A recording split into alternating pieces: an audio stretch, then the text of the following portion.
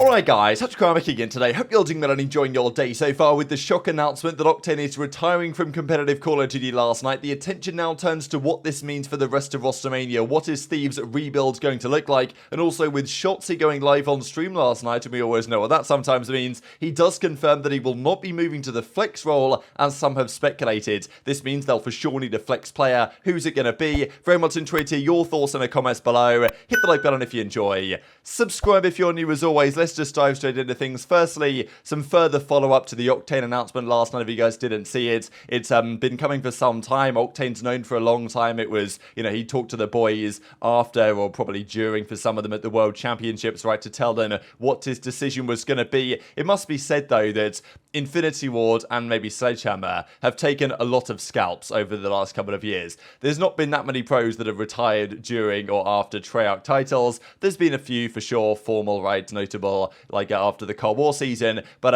outside of that, it's mostly Infinity Ward that's done the damage here, right? And look, I think part of it wasn't necessarily the game, but I'm sure it got to Octane to a certain degree. He wanted to live his life more, and you can totally respect it. But as Karma says, Infinity Ward strikes again. They got him a few years ago, right? MW19, and now they're doing it again. And over the last 12 months, a lot of big names have retired. I do think, in fairness, right, that it's kind of the next generation is arriving in some senses at the perfect time, because just as the OGs are stepping away, the likes of, Shotzzy, obviously Dashy's been around a long time, but Shotzzy and Pred and Hydra and Scrap and these guys, with personalities and a lot of skill, they're coming in at a good time to kind of take up the mantle in some sense. Now, Karma does also hint a little bit here that, because I think he actually mentioned a while ago now, that if Cold War, he should have competed in Cold War is what he said. He was good enough to compete in that game, and Modern Warfare 19 took a toll on him and he didn't want to, but he reckons that he actually should have probably competed this year anyway. So with potentially Black Ops Cold War 2 coming out next year, if that's what Treyarch are working on, then maybe a return for Karma. It's unlikely, but it's not exactly impossible. We know that Octane said that he's not returning at all cost. Scump has kind of said, you never know. I don't think Scump should come back, to be honest, right? It would be cool to see, but I think sometimes, it's better left things done that are in the past in a way. But Scrappy, man, I mean, if you guys didn't see this last night, took this trio out one by one without, Scump, Methods, and Octane, of course, and then, Scump hasn't ever replied to this. So you got to say fair play to Scrappy in some sense, right? That this guy got body slammed in the Champs Grand Final, and it's not affected his mentality one bit. He's still saying stuff like this. I'm sure his mentions are blowing up about it. It's all in good jest, fundamentally, but I still thought it was pretty entertaining. Also, there's some Envoy, though, looking at the Octane situation, because he teamed with Formal in his final year, and now he's teamed with Octane in his final year. And we also saw some other retirements come in yesterday. I thought it was kind of crazy that Panda, someone who came up with Octane way back in the day, competed with Octane right on that Seattle Surge team in the Modern Warfare season, actually decided to step away and retire on the same day. He's won a lot in the Challenger side. I believe he's only become a father over the last, 12, 24 months, something like that. So it's been really challenging for him to compete on that level in Challengers alongside all those other responsibilities. Done a great job, but he's just decided it's not worth it any longer. And also Drazah, very tenured European player, right? He's also decided to call it a day and announce his retirement. Now, he's done this before, right? And Drazah often does this, actually. At the end of the season, he's like, look, this is my last year. I'm going to call it a day now. But then he comes back. But this time he did say this is his final time. So, yeah, few announcements of retirements around the league going along yesterday. Of course, it was fundamentally Octane's day that people were really talking about. And Kenny knew during and probably before Champs that this was happening. And that is the question now with Thieves. What is their rebuild going to look like? I don't expect Kenny to be going anywhere. We're pretty sure, though, that Envoy and Drazah are going to go somewhere. Whether that's OpTic, whether that's FaZe, whether that's another team. Potentially one of those guys comes back to Thieves, but it seems a little bit doubtful right now with the rumours we're currently hearing. Octane, of course, isn't going to be anywhere on that starting roster. And, Octane and Kenny are probably equally as part of 100 Thieves lore in some sense. They won the first events on the team, on the franchise together. They've been there with all the success alongside each other on this franchise. I don't expect Kenny to be going anywhere else. Nor should he, to be honest. I think Kenny's, because he had a pretty difficult season, people are starting that think, oh, Kenny isn't all that. But when Kenny's on point, Kenny's seriously on point. And I don't think that Thieves would be wise to get rid of him at all. And I don't think they will. So Octane also confirms here, he's shaking out of nature, right, confirming that they've got the content creator contract here cooking up, which is nice to see. And I'm sure Octane's content is going to be absolutely fantastic, as it has been during his playing days. And honestly, in some sense, a bit of a model example for some players, because Octane, okay, he was on OpTic very briefly, but you know, he didn't rise to prominence on OpTic in a way. He really made a name for himself on the 100 Thieves days, made all the content, built up that personality, and now it's paid off for him in the sense that he probably thinks that he can maybe make more money and just be more comfortable in general doing the content stuff, because even Thieves, we know that they don't have infinite money to pay the player salaries, and the salaries in general are going to be probably taking a bit of a downswing this season. So I think it makes sense for so many different reasons for Octane to make the decision that he has made, and it's just very commendable that Octane's built himself into a person that can actually do this and become a content creator, because many pros don't have the chance to do that after they retire because they haven't put in the groundwork when they were competing. So congrats to Octane again. But what it does mean for Thieves is, what are they going to do? Kenny is probably still going to be there. I don't think they get rid of Kenny. That's highly unlikely, unless some crazy opportunity comes along where they can sign a load of players from another team that they think might be better. I don't see Kenny going anywhere. The rumor that we heard the other day was, and this was before Octane's retirement was announced, so I was like, oh, I don't really want to talk about this rumor so much because it kind of implies that Octane might be going somewhere, and we pretty much knew that he wasn't going to be leaving Thieves. But the rumor a few days ago was Kenny, Insight, CleanX, and Pred. That's a nice team of four, in my opinion. And apparently Insight and CleanX, they've been a duo for a long time.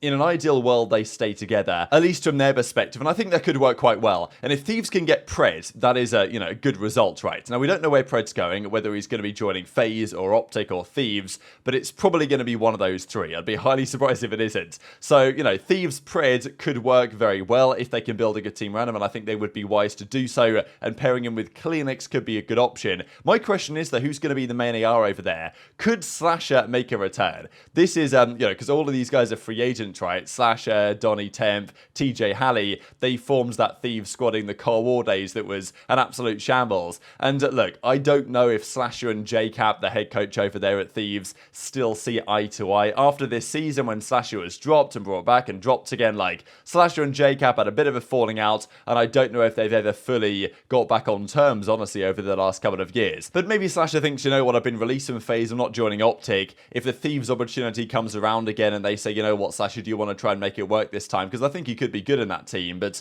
you know, maybe the Slasher Kenny thing kind of run its course after a few years and they realise we've got to go a different direction. So, like, I don't expect Donny Temp to be back there, but then again, he does get on very well with Kenny, and I'm sure that Temp's talking to Kenny a little bit to try and make this happen, because ideally for Temp, he doesn't go back to Legion, but he might be forced to, and I'm not sure I necessarily like the idea of reuniting a part of that Cold War team that was such a disaster. But then again, it was a lot of online that season, and on LAN I think their results could have been somewhat different. But I think the question as to who's going to get their AR spot is really interesting, but I would expect them to be very interested in CleanX and certainly Pred. If they could get Pred, they would definitely try and do exactly that. And even Scump mentioned very recently there's going to be a lot of super teams this year, including, I'm sure, his perspective on what OpTic Texas are trying to do. And last night Shotzzy went live, and I thought this is hilarious actually for OpTic Texas. They tweeted this out. So Shotzy's live, how long until he leaks something? And here he is, you know, 700,000 likes on this one. And in fairness, it wasn't too long until he said something that definitely has some meaning. Now, we've seen the last few days that Dashy has been like raiding Drazah's stream. We know that Dashy and Drazah get on very well. They've got a lot of good chemistry that we've seen this past season in 8s for sure.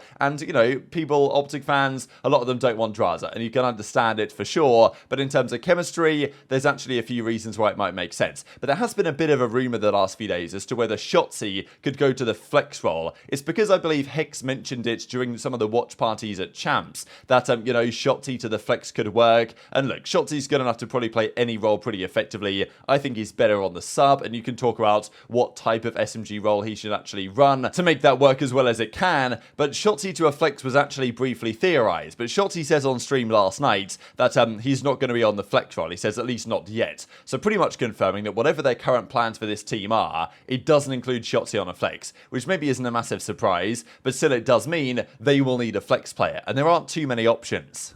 I'd be down to run the flex, but I'm not going to be running the flex now, at least. Fundamentally, Huke, I think, was going to be on his way out pretty much anyway. He was never the primary option for their team initially, and especially the way he performed at the end of the year wasn't quite enough to keep his spot, I don't think. But the Ghosty one, that's been the controversial change. And if you're going to drop Ghosty, as they have done, then you've got to feel like there's an upgrade out there. And they really are only, as far as I'm concerned, 2 upgrades. There's Drazah or there's Scrappy. We'll get into that. The other question is on the SMG department, because there has also been some talk, though. If Shotzzy isn't the flex, could someone else be the flex? Is there a world in which they bring in Envoy and Pred, and like Envoy goes to the flex or something? I think that could work. I'm of the opinion that when players are good enough, if you know, they should be able to make it work. In terms of roles, as long as they're committed and they've got, you know, good coaching stuff and stuff like this over there. And look, it might well work out in that manner. I'm not sure that's OpTic's plan, to be honest, to bring in both Pred and Envoy. I think that they will get one of those two. We mentioned it the other day. The most likely possibility is it's Shotzzy, Dashy +2, one of Pred Envoy, one of Drazah Scrappy. And I still believe that's the most likely outcome. But, you know, maybe Shotzzy isn't the flex, but somebody else surprisingly is going to be. But just looking at some of the numbers here, right? This is Drazah's overall season card for this year. I think he did a very good job, especially in the search and destroy, and in some senses could be an upgrade, right? Now, yes, maybe they lose some other elements. The other player that I'm sure is holding things up right now is Scrap, and I've got to say, the numbers here are so outrageous, it's actually ridiculous to comprehend. Hydra, I think his numbers this season were he had a 98 overall. Now, you know, the ratings overall don't really mean that much in the grand scheme of things. They're just generated by the numbers relative to other players in the category. But nonetheless, Hydra's 98, I'm pretty sure, was the highest rated lineman card there's ever been in CDL history. And Scrap in his rookie year has outdone him with a 99 overall the entire season. It's actually absurd to think about. Like, this guy is a damage dealer. Like, his kills per 10 is purple in every category. So this basically means that he's the highest or joint highest in his role in all of these categories. So kills per 10, or just kills in general per amount of time, rounds, 10 minutes, and damage in the same category is the highest in his role of anyone in the league in every game mode. Like, that just doesn't happen, and it happens for Scrappy over the entire season. Like, this is a legacy season for Scrap, and it's his first ever year. So with the way the cards are calculated, excluding the lowest rating here, and then, you know, calculating it based on the other ones, he gets a 99 overall. It's pretty absurd, and look, the poor guy might be stuck on Ultra, playing with what is effectively the newer end version of this Seattle Surge in 2021, when Octane was stuck over there,